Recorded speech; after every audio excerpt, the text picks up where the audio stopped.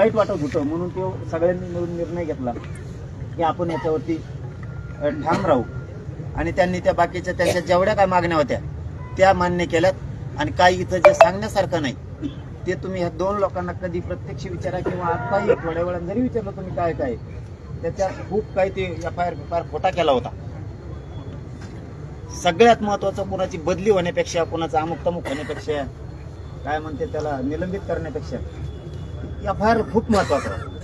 माणूसही गेला आणि FIR नीट नाही. ते मात्र त्यांच्या म्हणण्यानुसार दुरुस्त आहे, त्यांच्या म्हणण्यानुसार सांगतोय. आपण लढणार आहेत, आपल्याला त्यातलं कळत नाही. त्यांना जे जे वाटलं ते ते करून घेतलंय. त्यांना प्रत्यक्ष विचारू शकता. बरंच काही 2 घंट्यात केलंय आणि त्याच्या पलीकडे धोका बसला तर आपण सगळे लढू आणि त्या कुटुंबाच्या पाठीशी उभा राहू. न्याय 100% मिळाल्याशिवाय आपण हटणार नाही. सरकारच्या मागा लागू आणि कोणाकोणाची दहशत आहे ना त्याच्याकडे जरा आता बघा. टाळ्या वाजू नका. ना विलाज आहे आता. त्यांना विनंती केजमधून माझी, चांगला धडा द्या, चांगलं शिकवा त्यांना. हे बरं नाही.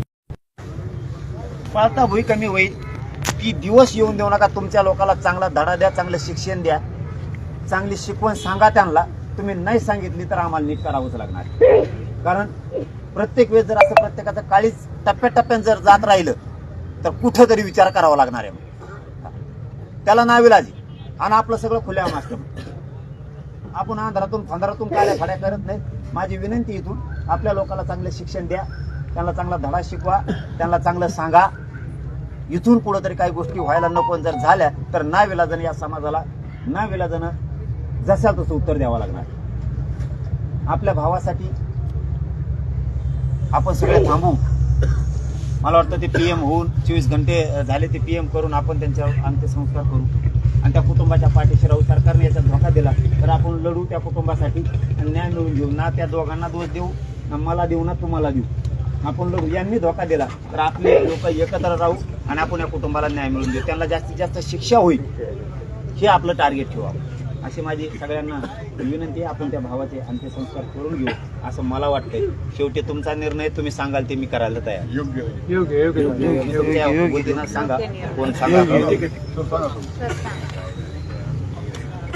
आदरणीय मनोज दादा, संपूर्ण लोक आपलीच प्रतीक्षा करत होते आणि जे आपण या ठिकाणी सांगितलं अगदी रास्त आहे. तुम्ही सगळ्या संविधानात्मक भाषेचा वापर करून सांगितलंय की लढा पुन्हा उभारता येऊ शकतो, परंतु प्रेताची विटंबना ही योग्य नाहीये. याच्यात कुठलं माघार वगैरे काही नाहीये. परंतु ती वेळेत काही गोष्टी आहेत. मानवी जीवनात ज्या गोष्टीला महत्व आहे ते झालं पाहिजे हे आपण सुचवलेलं आहे.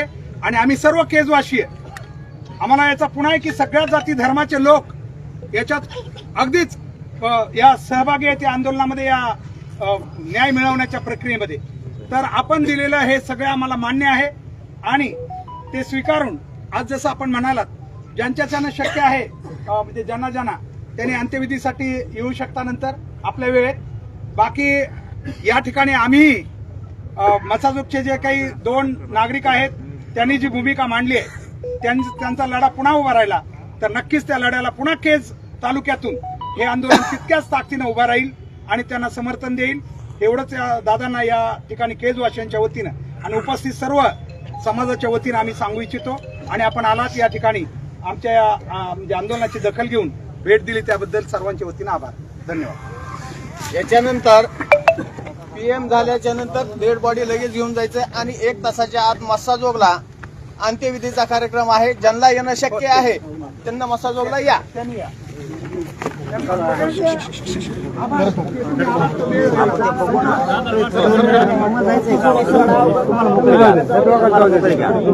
तिकडे बघायला जाऊ ना आपण.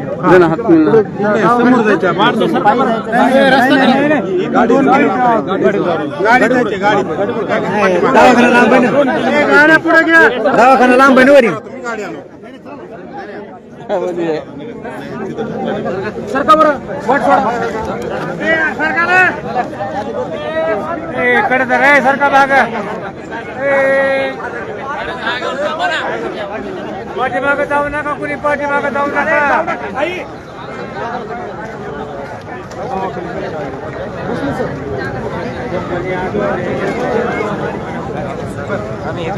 या ठिकाणी आंदोलन स्थगित केलेलं आहे आणि लागलीच PM झालेला आहे.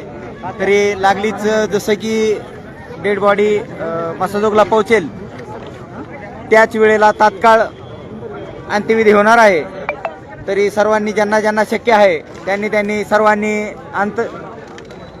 सर्वांनी मसाजोगला उपस्थित राहावे ही सर्वांना विनंती आहे. ज्यांना शक्य नाहीये त्यांनी आपापले सुखरूप घरी जावे. या ठिकाणी मनोजदादा जरांगे पाटील ज्या ठिकाणी PM होत आहे त्या ठिकाणी रवाना होत आहेत. ते पाहून तात्काळ लगेचच अंत्यविधी होणार आहे.